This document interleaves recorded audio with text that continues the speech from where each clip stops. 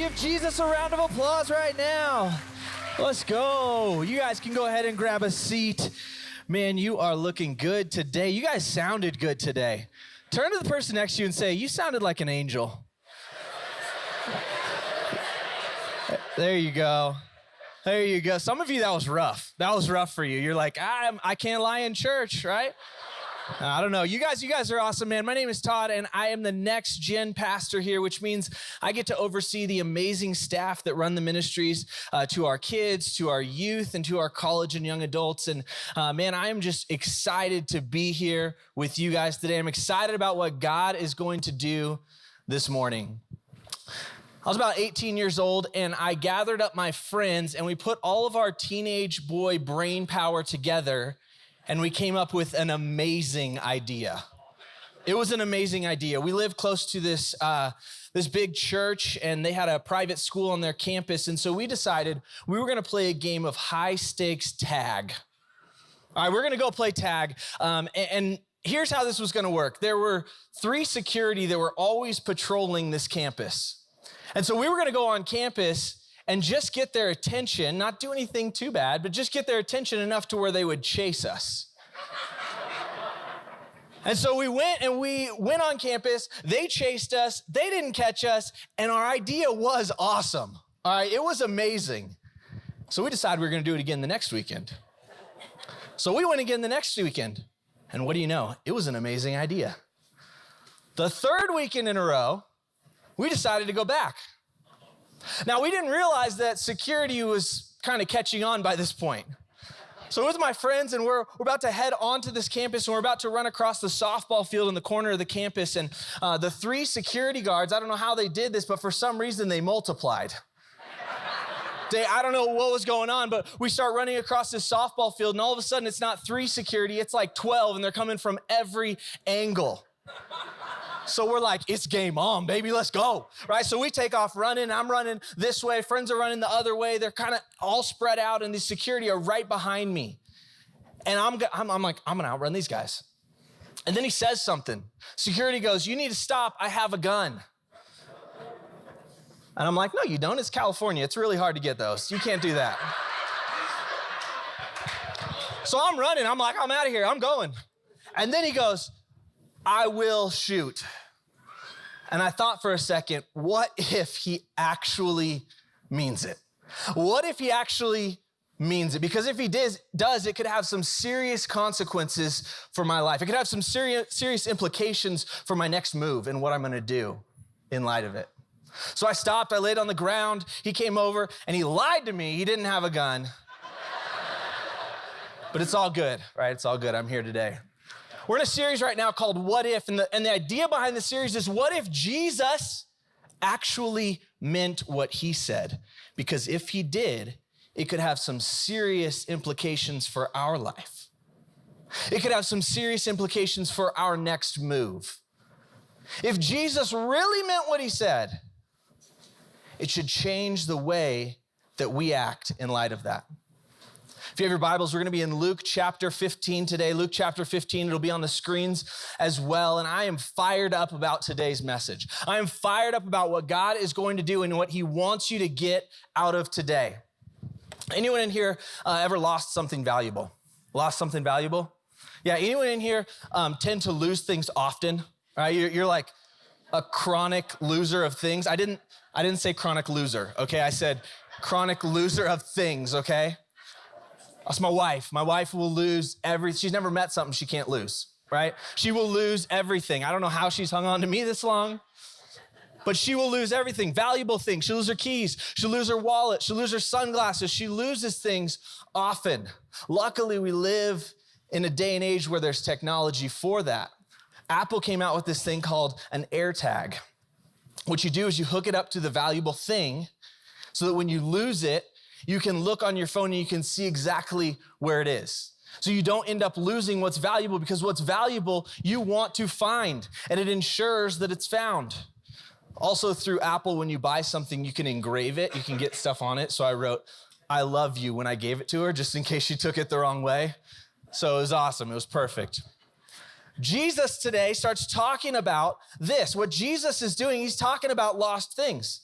And what Jesus is doing is he's eating with some people. He's talking to some people. He's hanging out with some people that other church people didn't really like. And what I love about Jesus is he was not just all talk, he was action. Where we pick up this story is Jesus is living his mission. He's doing what he says. Verse 1, now the tax collectors and sinners were all gathered around to hear Jesus. But the Pharisees and the teachers of the law muttered, this man welcomes sinners and eats with them. Start criticizing what Jesus is doing. Start saying, I don't know if this is what this teacher should be focusing on. And in true Jesus fashion, here's what I love about Jesus. Jesus is getting criticized by them, and he goes, let me tell you a story. All right, let me tell you a story. And he goes on and he says this, he says, Jesus told them this parable. Suppose one of you has 100 sheep and loses one of them. Doesn't he leave the 99 in the open country and go after the lost sheep until he finds it?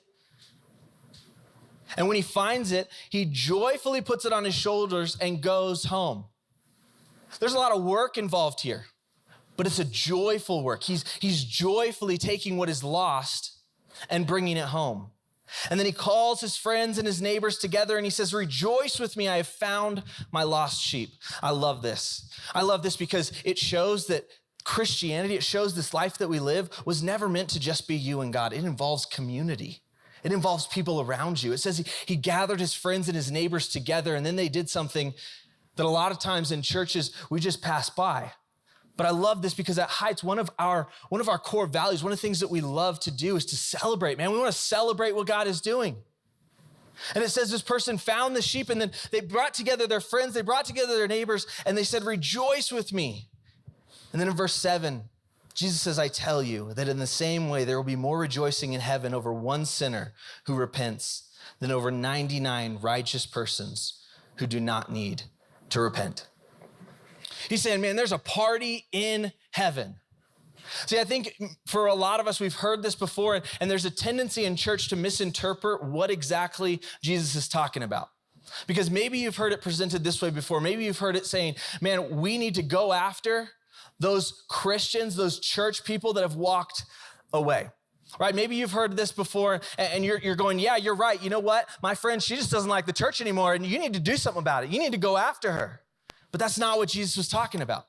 Jesus wasn't talking about found people. Jesus was talking about lost people. Jesus was talking about people that don't know him, that don't have a relationship with God. Jesus was talking about the unlovable people in society. Jesus was talking about that person that you go, I don't know if I want to bring them around my family because I don't know if I approve their lifestyle.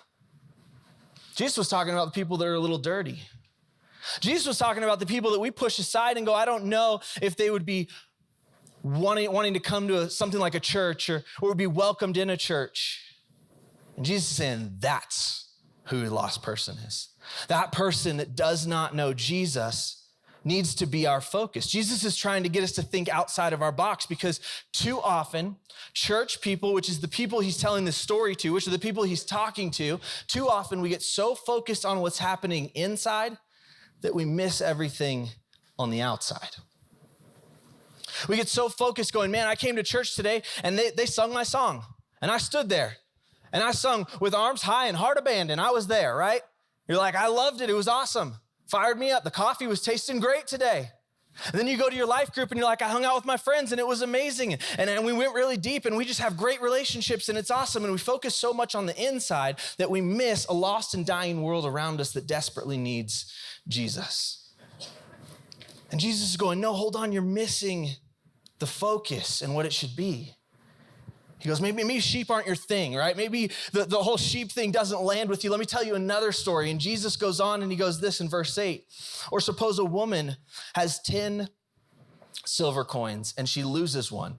Doesn't she light a lamp, sweep the house, and search carefully until she finds it? Again, there's care involved. There's intentionality involved.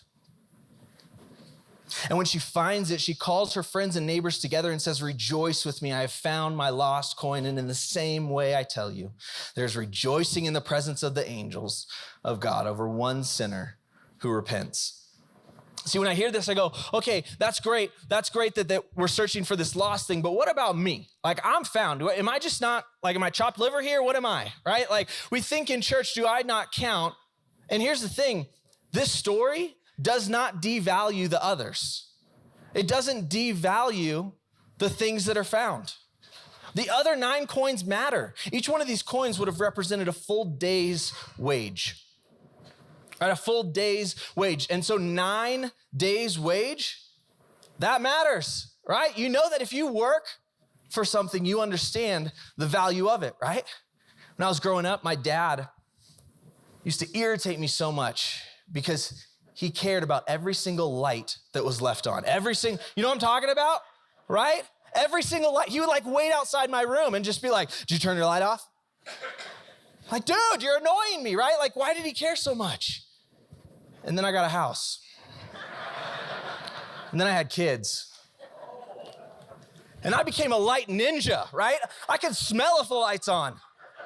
I'm like, smells like electricity's burning, right? Like, I know. I'm like, turn that light off.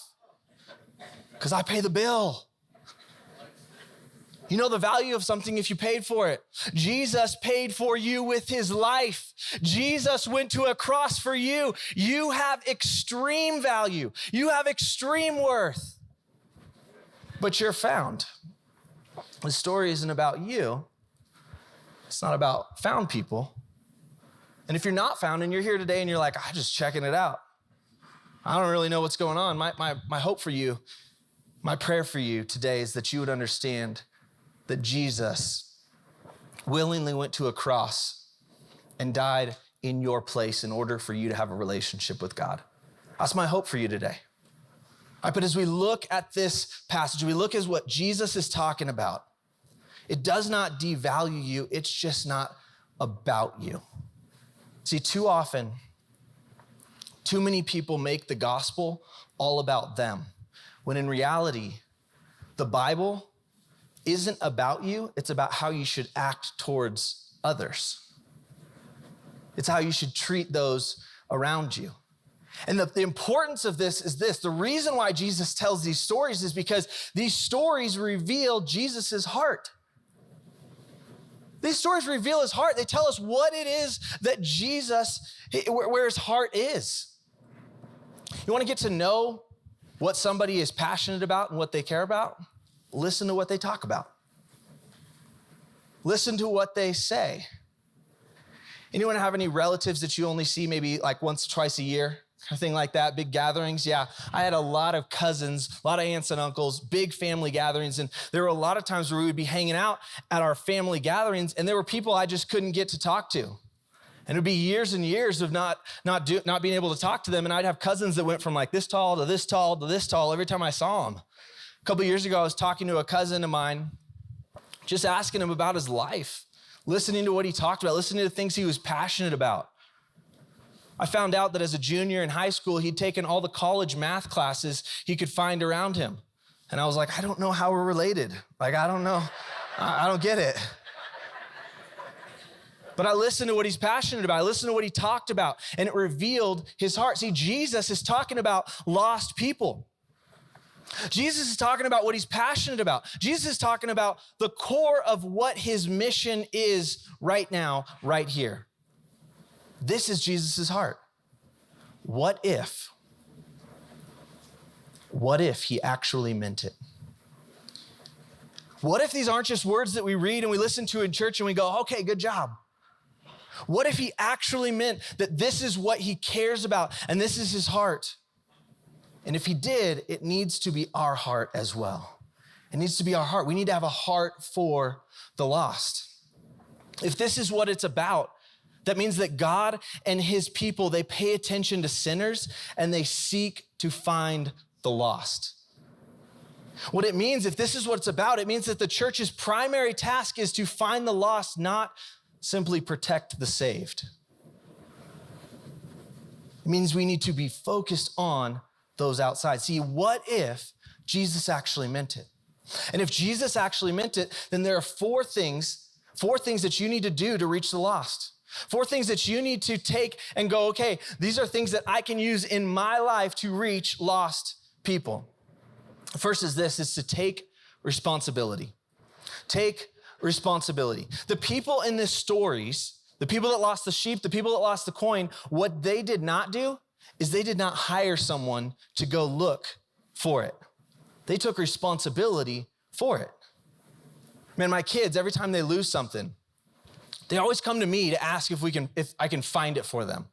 My 3-year-old, she has her little blanket. She calls it her BB. And she's like, Dad, where's my BB? I'm like, I don't know. And she's like, well, can you find it for me? I'm like, I think you're the one that lost it, right? I think it's your responsibility. And for some of you might be going, yeah, this is a great idea, Todd. We should be reaching lost people. But isn't that why you're here? Isn't that why John is here? Isn't that why we have a staff? We tithe and we pay you to do it, so why aren't you doing it? And listen, these people said, no, I want to take responsibility. If you're a follower of Jesus, your responsibility is to reach lost people. It's to reach lost people. And the truth is this, is that you can bring joy to heaven. You can set off a party in heaven by reaching lost people. It says that there's a party in heaven. Man, you could be the party person. When you come walking through, they're looking down from heaven and they're like, here comes the party person. They're just waiting. They're like, what is he going to do next? That could be you. That could be Heights. What if we turned into the church in heaven where they go, oh, there goes Heights again. Party's about to start. Some of you like to party. Few of you are like, sounds loud. I don't know. One of the things I love about Heights is if you've been around church, you know that there's church membership. Church membership is a thing. And at Heights, we don't call it members. We call them partners. And here's why. Because members like to come to a place where they can just be served, but partners understand that they are in the mission together. You guys are the church. This is the church right here. The church isn't a building. The church isn't a pastor. You are the church. It is your responsibility to step up, because if Jesus said our focus needs to be lost people, then we need to step up to reach them. Because the truth is this, church, found people find people. If you've been found, your job is now to find others. Your job is to seek the lost. You got to take responsibility. Next is this, is you got to get out of your box. What Jesus did is Jesus broke the box. Right? Jesus is doing what is totally opposite of what people think should happen in this moment. He's eating with people that are outcasts. He's eating with people that are lost. He's hanging out with people that the church people are looking at going, wait a second, that's not how it should be done. And Jesus says, I want to break the box. See, the people in this story, they stopped what they were doing in order to seek what was lost. Like, I find it really hard to believe that this lady who lost her coin was like, man, you know what I want to do tomorrow? I just want to look all day for this lost coin. Right? Like, I find it really hard to believe that this person who lost their sheep was like, yeah, I just want to go and like search for this sheep. Because I'm guessing it wasn't like 5 feet away. Like, I'm lost, right? Like, it was probably a little bit more of a search. Like, there was probably a lot of things that they would rather be doing, but instead they were seeking what was lost, right? They had to put aside their agenda and what they wanted in order to seek the lost. I'm a San Diego guy, born and raised in San Diego, and what that means is that I cannot handle weather. Like, of any sort, I can't handle weather. I've been freezing for 3 months straight here, okay? And everyone's like, it's a mild winter. It's a mild one. It's 20 degrees in the morning. That's not mild. Some of you guys need to go to San Diego. Just saying. I'm a wimp. But even more so when it comes to driving in weather. Oh, you guys drive when white stuff falls from the sky, right? I'm like, what are you doing? You're crazy. When there's ice on the road. You drive when there's ice on the road. I'm like, no, that stuff's dangerous. Call me in 3 days when it melts, right? I ain't going anywhere. My wife's even worse than me. So we decided, okay, we need to get a car that we can feel comfortable with driving in this weather. And yes, it's weather, okay? So we got this car and we went and we traded in our other car. And they said, okay, that's awesome. All you need to do is send us the title. It'll be great. I'm like, okay, we can do that. So we went home looking for the title, and it must have got lost when we moved. We could not find it anywhere. Could not find it anywhere. And I'm telling you right now, I had so many plans for my Saturday. Like, there were so many things I wanted to do. It was gonna be an excellent Saturday. And what was I doing? I was in the garage searching through boxes all day long, and I never found the title. I had to email the DMV, and they're sending us one in the mail. You're right, still hasn't showed up. That was a couple weeks ago. Pray for me, pray for the title. Listen, finding what's lost requires setting aside our agenda of the things that we might have wanted to do. It requires setting aside the things that we think are important and are comfortable. Our idea of what things are gonna be when we come to church. The song that we wanna sing. It's setting aside our agenda in order to do what's gonna reach the lost. In Prescott Valley, man, we're opening a location, and some of you feel really uncomfortable with the fact that there's not gonna be Heights Church on the side of the building, and there's not. It's gonna be the Park Collective on the side of the building. Heights Church will meet in the building. And some of you are like, I don't like that, but here's the thing. We're setting aside our agenda in order to reach people that are lost. Well, are you guys just ashamed of the gospel? You just don't want to be a church? Not at all. Not at all. We believe that Jesus is power. We believe that Jesus is the reason for reaching lost people. We believe in that. We are not ashamed of that. But what we're doing is we want people who would never come to a church, who would never walk into a building that is a church, to come in and say, I want to see what's going on here. And because we're not ashamed of it, we are going to give them Jesus. Some of you are a little uncomfortable that it's a church, but it's open 6 days a week and there's a coffee shop, and I don't get it, and it's hard for me. And here's the thing. We need to take our box and we need to set aside our agenda, think outside of the box and go, man, we want to do what God has called us to do, even if it makes us feel uncomfortable, even if it means setting aside our agenda. What it means is that when you go out to get the mail and you see your neighbor coming out of their house, you don't just grab it and run, right? What if you actually stayed and talked to them? You know who you are, right? You know you're the person that's like, I'm not talking to them. What if it means paying attention to that person that you walk by and you go, they're a little bit different class of society than me? What if it means for you going out of your way to reach somebody that you go, I don't really want to do this right now, but God's saying, I have a divine appointment right now for you to tell someone about the Savior of the world that can change their life forever? What if it's setting aside our agenda, getting outside of our box and saying, man, I want to do what God is doing? If you're going to reach the lost, number 3 is you need to realize the value of what is lost.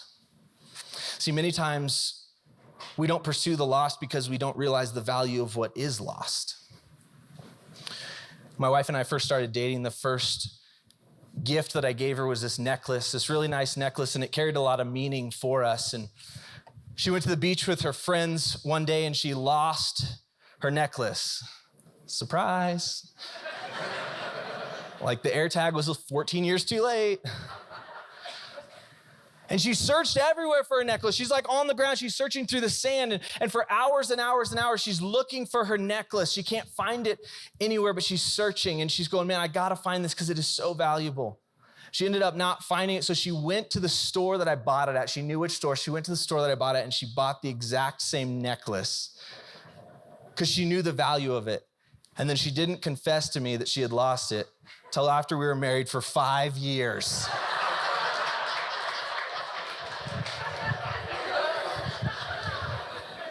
Listen, when you know the value of what's lost, it changes the level of intensity to which you look. See, we hear statistics all the time. We hear statistics. John, over the last few weeks, has talked about the rising percentage of people that don't believe any religion. They don't want to associate with anything. And we hear that, and you might be like, well, I know that because the world's getting bad, right? And that might be your response, but it doesn't register what it actually means. You'll hear the statistic of us saying, man, 80% of the people in our area don't know Jesus and don't attend a church. And we'll hear that and we'll go, oh, that's bad, you're right. I don't think we understand what it means. What it means is that 8 out of the 10 people that you see each day are headed to an eternity apart from Jesus. They're headed for an eternity where they are separated from God. They don't experience the hope of God. They don't experience the love of God. They are dying, and we live in a world that desperately needs Jesus. And when we understand the value of what is lost, it changes our motivation to find it. Owen will talk about it in a minute, but we have these invite packets, these invite cards that you can hand out to let people know, hey, Heights is coming to Prescott Valley. There's someone in your life that needs to hear that. There's someone in your life that needs to know that there's a place where they can come and they can find hope, and they can find healing, and they can find restoration because of the resurrection. We have an opportunity. And when we understand the value of what is lost, when we understand what it is that Jesus died for, this is it, folks. This is it. This is what Jesus died for. And when we devalue what he died for by not caring about it, by not focusing on lost people, what we do is we devalue his death.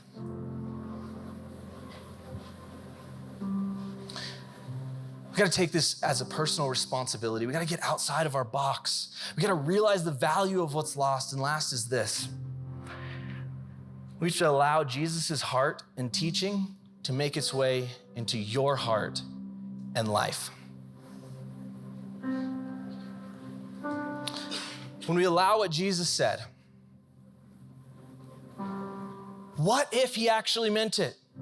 When we allow it into our life, it changes the way we see, it changes the way we act.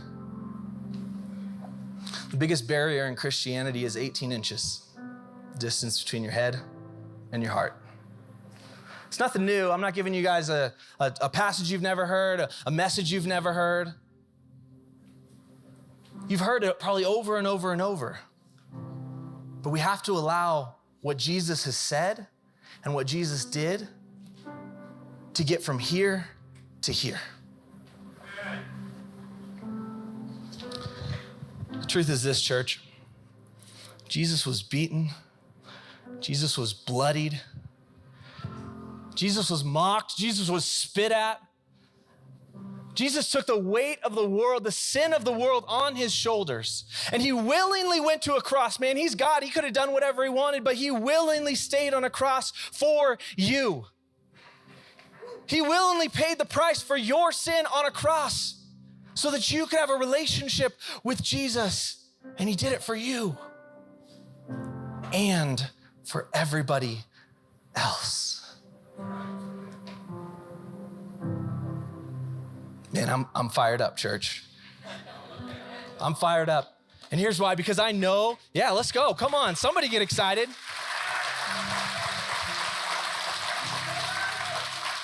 Here's why I'm excited. Because I know what you're gonna do with this. Because I know there's people in your life that God has already set up an opportunity for you to reach them, for you to invite them, for you to engage with them and show them the love that the world maybe has never showed them. Man, I'm fired up for what you're gonna do. I'm excited about the blessing that's gonna come. I'm excited about what God already has lined up. Because what if Jesus actually meant it? What if he actually meant it? And what if, as a follower of Jesus, your job is to take what he said, to move it from something we hear on a Sunday into something we do on a Monday? Man, there's about to be a party up in heaven. You know what I'm saying? Party people, here it comes, man. We can set off a party in heaven. And I'm fired up about what you're gonna do. Jesus went to a cross for you. It's our job to take that to everyone we see. Let's pray. God, thank you so much